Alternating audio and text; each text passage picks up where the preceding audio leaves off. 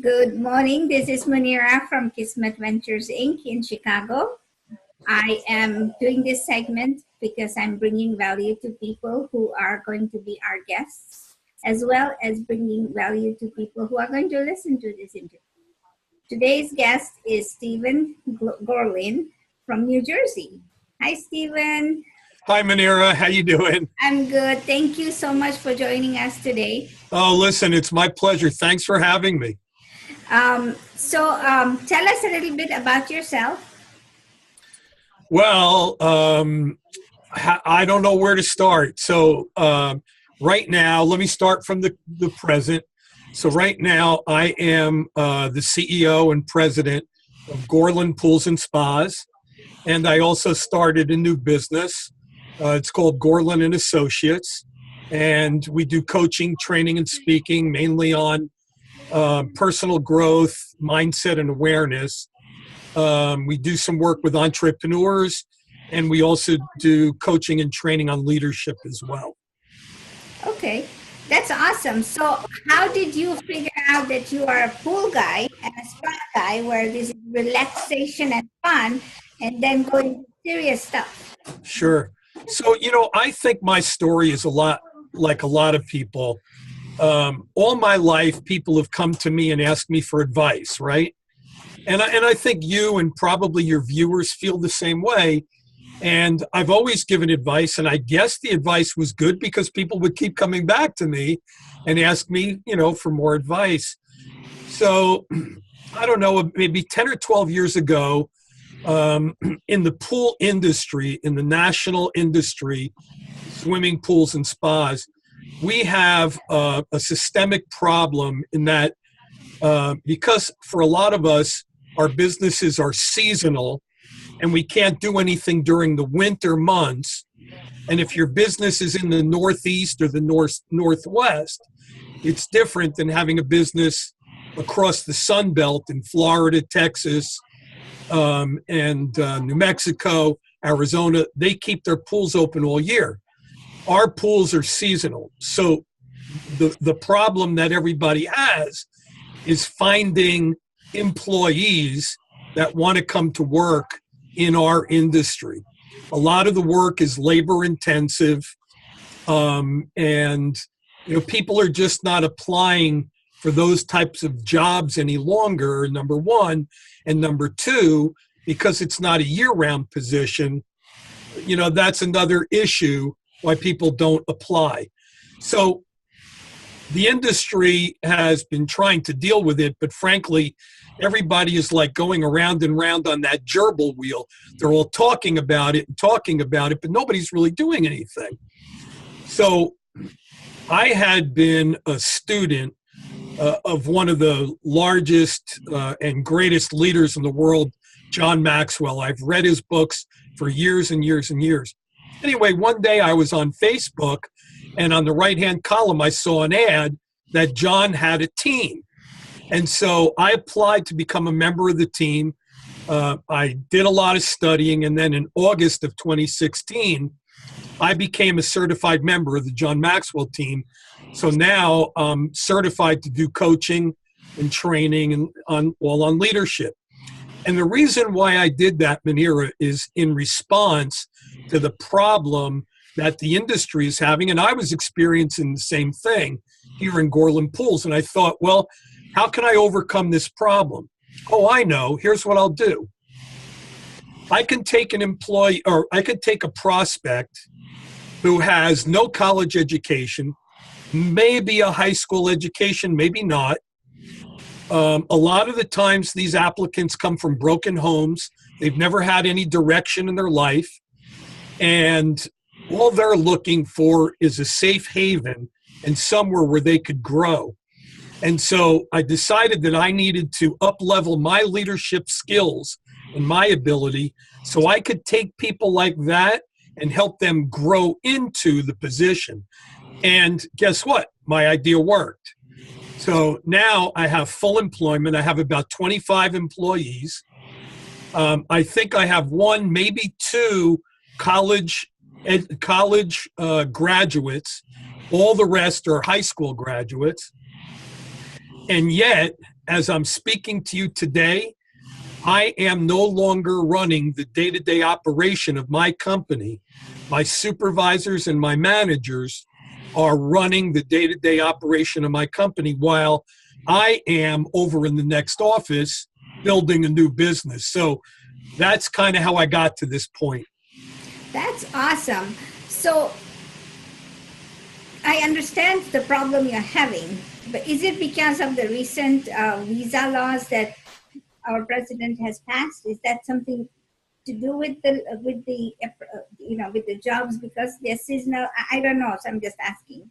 So it does and it doesn't, because it seems like in my particular market anyway, young Americans are looking for easy money. Everybody wants to be a Steve Jobs. Everybody wants to do something in their garage that turns into $1 billion business. But nobody wants to go out and dig a ditch for a living. Nobody wants to put in manual labor. And so the only issue that's arisen lately with the decisions that our president has made is that immigrants that come in from Mexico, Costa Rica, Paraguay, Guatemala, these people are really good people. They're unique. They have a very good heart, and they're not afraid to work. And when you put them to work, they very quickly show their leadership skills, and they can move up very quickly. But with some of the decisions that the president made, they can't come back into the country. So it limits our prospecting pool of resources for employees. So the reason why I became certified is so that I can train the employees I have to become leaders, so that one day they could be the managers and the supervisors of the future that will help my company grow. And the plan is really working. Well, so this is just your company, right? Have you taken this idea and sold it to other business owners in the same field? Good question. And I have. But let me tell you, as I said, I originally didn't become a leadership coach with the intention of turning it into a business. Originally, it was for my own personal growth, and also so that I could use it within my own company. And then last year in 2016, in August, I was a participant in a study, a mastermind study, conducted on the book by Napoleon Hill, Think and Grow Rich. Okay. And during the course of that study, an idea came to my mind, and it touched my heart. And the idea came to me, and it said to me, Stephen, you're doing what you've always been doing. You're giving advice, you're coaching people, only now it's your time to get paid to do it. And so I have. So I've reached out, and currently, and it's appropriate that you and I are having the interview today, because yesterday was the very first workshop that I've ever conducted outside of my own company. And so I'm under contract right now for 2 years with a company in the pool industry that has 265 employees, and they have 20 managers. And so yesterday, I did a 5-hour workshop with the 20 managers, and we're talking about personal growth. We're talking about communication. We're talking about leadership and teamwork. And then the last part of our work together, we're going to talk about organizational health, which includes organizational culture, vision, mission, and core values. And so you're getting me at a great time, because today I'm so excited. The meeting turned out so well. Everybody was so enthusiastic. They can't wait again for another meeting. And so I'm really excited to be doing this as a profession now.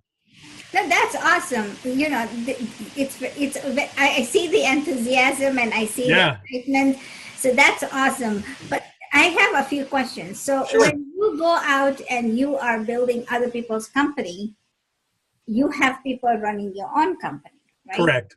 Okay. So do you foresee your coaching business to grow so that you can have other people in your company teach what you are teaching, or is that going to be exclusively you?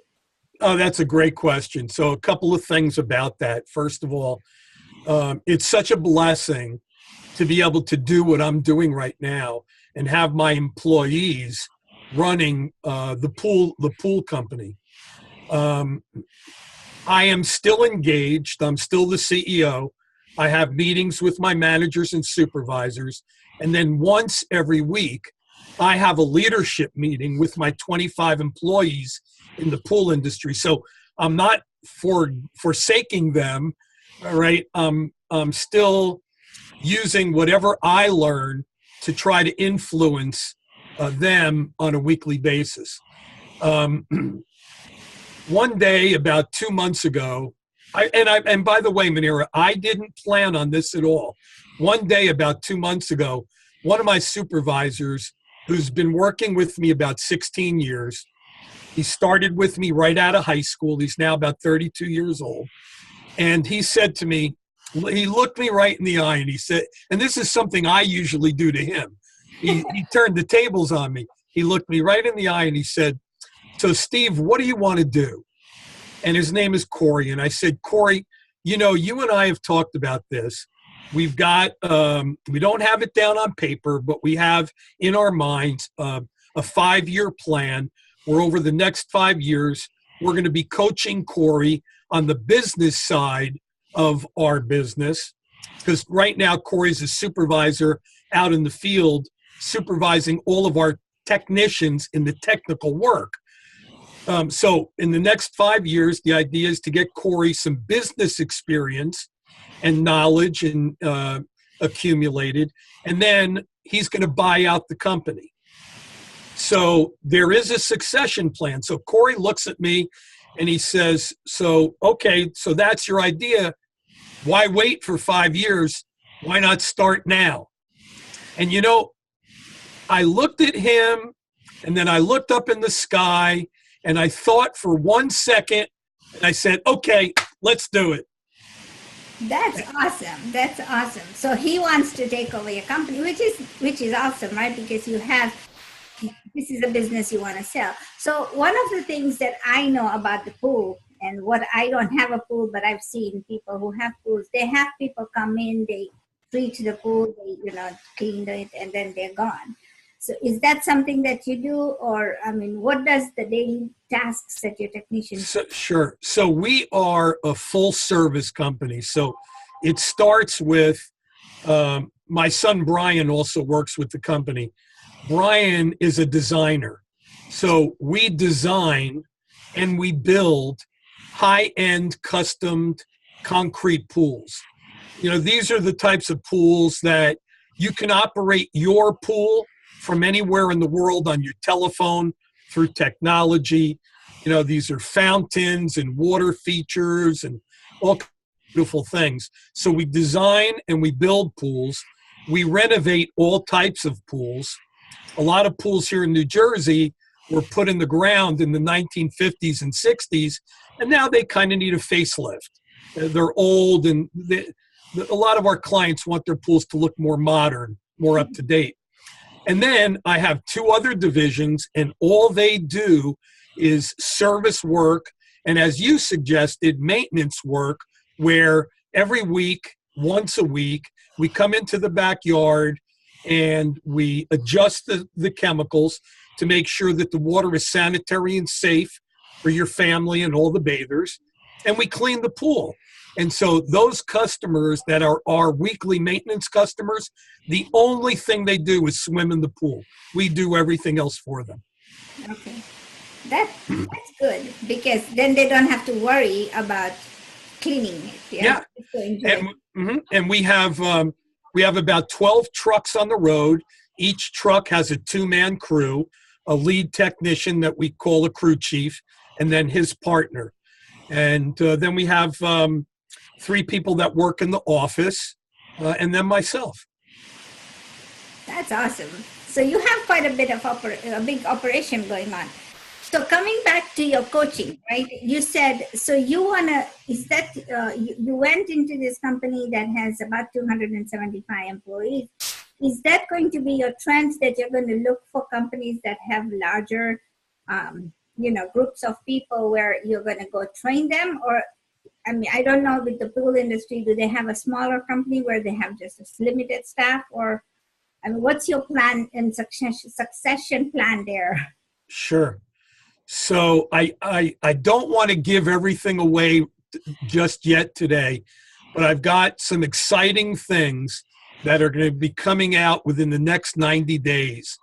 But to give you as much of an idea as I can, the type of work that I'm doing with this company right now, the majority of pool companies across the entire United States, well, let me put it this way. You don't go to college to learn how to build a pool. You don't go to college to learn how to design a pool. Most of the entrepreneurs that own pool companies, my expression is they came up through the mud, meaning that they worked at another pool company. They started from the bottom, they worked their way up, and at one point they decided either, you know what, I'm making my boss so much money, I could probably do this for myself. Or maybe they had an argument or disagreement with their boss and they decided to start their own company. And usually that's where these companies spring from. So they're mom and pop companies for the most part. So they're small. These are companies that might be just a one-person company where that one person is the entrepreneur, the technician, and the manager. And then it goes up from there all the way up to when you get into the manufacturing side in the pool industry, these companies that manufacture equipment and parts that go on swimming pools and the equipment to keep the pools clean. These companies can have thousands of employees. And the type of work that we're doing, we could do it with any size company, from a one-person company all the way up to these large manufacturing companies. But the idea is for me to leverage my time down the road. I'm not planning on going in to each company face-to-face. Instead, the learning and the training is all going to be done self-paced, and it's all going to be done online. Oh, great. Okay, so that's where the trend is going, because even the colleges now are moving towards that. Exactly. Learn as you go, because they realize that an average student is pretty busy and cannot attend classes. Well, that's an awesome idea. And, not only that, Munira, but also doing it that way, it widens my market, because if I'm online, I can market all over the world, right? So there's pools in Australia, there's pools in Japan, there's pools in France and England, there's pools in Canada, Mexico, all over the world. And I would imagine that the people that own those pool companies are having pretty much the same problems that companies in the United States are having. Well, I understand. But you're in the fun business, that's where the fun is, because people associate pools with fun and relaxation. And I think there should be more of the pools. I used to live in Bakersfield, California. Oh. When I first came to United States, we came into LA, and we then had to fly. It's about 2.5 hours, but we didn't know that. So we flew from Bakersfield, from LA to Bakersfield, and it was a daytime flight, and it was I want to say a 20-minute flight, but every time we looked down, every other house had a pool. Yeah, you're saying, what's all this blue water I see? Yeah, and so it was awesome, because we thought, everybody had a pool, and, so coming from a third world country, you think America is rich, right? Oftentimes, if somebody catches me in an elevator, or I just get to meet someone at a networking event, and they say to me, so what do you do? And I tell them, well, I'll tell you what I do. My name is Walt Disney, and I make people's dreams come true. And that's really what I do. Yes. I talk to people about their dreams in their backyard. You know, what do you dream about with your family? Having, swimming around in your backyard, having barbecues around the pool, inviting your friends over. And these are memories that people will have the rest of their lifetime. And I love being a part of that. That's awesome. I like the way you think, because it is a dream. So one more question is that so many tracks now that are being built with home associations, and I see there's no pool as such. There's small, very tiny backyards, and maybe a recreation area where they have a small gym or anything. So would you go talk to those people and say, hey, you need a pool so that people can create memories here? I mean, what's your thoughts on that? Sure. Well, we already do that. So we are engaged with architects and developers that develop those pre-planned communities. Some of those communities are like 55 and over retirement communities. And so we're engaged with the developers and with the architects. And when they're designing the community, we help them design their recreation building and their community area. We help design it with a pool. And so in the pool industry, we sort of divide it two ways. There's residential and there's commercial. And we actually service both. Okay. So anything else you would, like I said, this video is it's a promotion for you. And I'm doing this is my need to bring in influencers and people who are bringing value to people. And you are doing it twofold by, making people's dreams come true and then helping other people grow, because where they don't have an opportunity or may not have the opportunity at that time to grow, because some people, like you said, come to you out of high school and may not have any resources to go to college, or may not feel like they need to go to college, but you're impacting their lives with a lot of value and instilling these value and leadership skills, communication skills, and into these people's life. Because sometimes, we know that some people just come to a dead end and they have the law of the lid where there's no more growth for them. But that's so awesome. So if there's somebody out there who is also not in the same industry as you, or is an entrepreneur, what message would you tell them? Sure. So listen, leadership has no boundary. It's not simply associated with the recreational swimming pool industry. It doesn't matter what industry you're in. It doesn't even matter if you're not in an industry. Leadership starts with personal leadership, developing yourself first. And so if I were to speak to your viewers, and if I were to have an impact on their future, I would say to them, the first question I would ask them is, what is your plan for personal growth? Are you doing anything to help grow yourself? Because it starts there. And if you're not doing anything, just start. Pick up a book. It doesn't matter whose book it is, as long as it's a book on leadership. Pick up a book and start reading it. Start developing yourself. And using the example you just did with the lid, the idea is that, if your leadership level is very low, then the people that you supervise, their level is going to be even lower than yours. So the idea is, if you could, through reading and through learning, if you could increase your level of leadership, then you're going to increase the leadership of everybody under you. And simple, we both agree on one thing, at least, and that is leadership is influence. Nothing more, nothing less. And the more people that you influence, the bigger your leadership. So it's sometimes I have to pinch myself, and I just think it's crazy that I'll come into the office and there'll be a new employee that I don't know, but I see him or her and the way she acts and behaves around the office.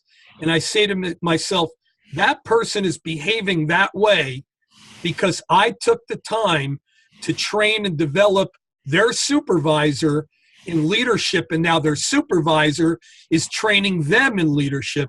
And I have to say, that's my legacy. So it's a domino effect. It's a compounding effect. It's like investing in the stock market. You're never going to make a lot of money being a day trader. And like the same with leadership. Leadership doesn't happen in one day. It's like investing in the stock market for the long term, and your investment multiplies. The same thing with leadership. Leadership grows day by day by day, over a lifetime, over a career, but the investment compounds itself. And I'm proof of that. My company is 20 years old, and within the next 4 or 5 years, I will sell my company to one of my employees, and I'm 100% confident that my employee is going to take this company and blow it up to be bigger and better than where I've been able to bring it. And so that's the greatest gift to me, to watch the company continue after I leave it. You said something. You said you in leadership, you are passionate about that, right? And you said people should just start with themselves. Yes. I know that there are books on tape. There are books on Audible, and then you can read, go to the library and borrow some books.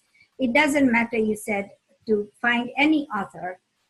And I know that you're passionate about John Maxwell. I am. So one last thought would be, what would you tell, which book is one of your favorite? Which one would you start with? Because you're telling the world out there to start something. Which book do you think they should start with so that they can build a foundation? Sure. So there's probably 2 books that I would recommend to begin with. Number 1 would be Put Your Dream to the Test. Everybody's got a dream. Everybody's got a desire, although, frankly, some people may not. So even if you don't have a dream, or if you do have a dream, but you've never acted on it, you've never put any action to your dream, read that book, Put Your Dream to the Test. It will help you focus. It will help you decide what your dream really is, where your passion is, and what your desire is. The next book I would recommend are the 15 Invaluable Laws of Growth. And this book starts out with law number 1, is all about intentionality. The fact that leadership doesn't just happen. You have to make it happen. And I have up on my wall, I had an artist. I'm sorry I can't turn the camera and have you see my wall, but I had an artist paint all across the top of my wall, and it says, the best way to predict the future is to create it. And this book, The 15 Invaluable Laws of Growth, that will help you predict the future. Thank you. Thank you so much.